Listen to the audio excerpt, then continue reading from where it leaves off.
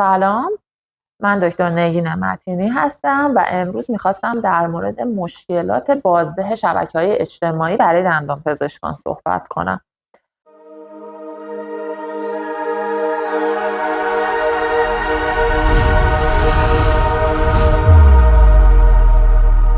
خب همونطور که میدونید من یک کتابی نوشتم به عنوان لیدرشپ در دندانپزشکی. در این کتاب توضیحات مختصری در مورد در واقع مارکتینگ در داخل فضای مجازی دادم، ولی متاسفانه حجم این کتاب گنجایش اینو نداشت که توضیحات بیشتری بتونم در این زمینه بهتون بدم. پس بنابراین میخوام از طریق ویدیوهای یوتیوب در مورد مارکتینگ در دندانپزشکی و در فضای مجازی مخصوصا و همچنین لیدرشپ در مطب دندانپزشکی باهاتون بیشتر صحبت کنم.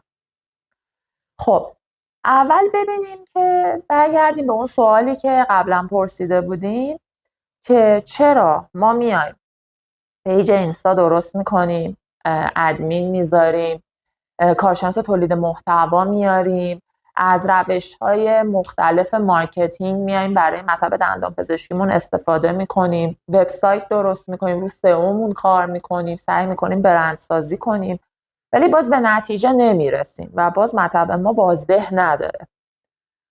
خب باید بگم که این چند علل مختلف براش وجود داره. علت اول که مشکل از خود ما هست اینه که ما گروه هدفی تعیین نکردیم برای مطبمون، یعنی اصلا نمیدونیم که میخوایم برای چه شخصی این تبلیغات رو انجام بدیم و برای چه گروهی از افراد داریم تبلیغات انجام میدیم، کیا رو میخوایم جذب کنیم. خب این خیلی واضح هستش که ما با این شرایط به مشکل برمیخوریم.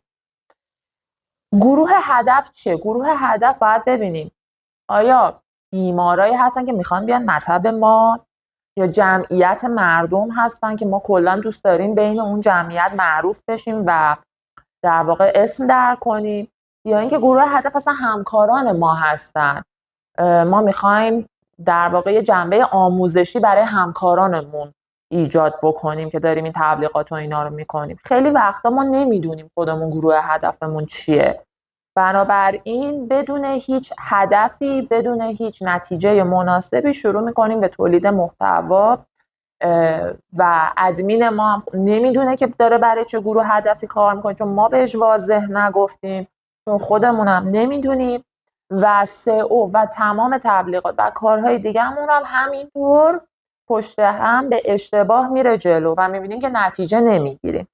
پس بنابراین اول مشخص کنیم که در فضای مجازی برای چه کسی شما دارین فعالیت میکنین.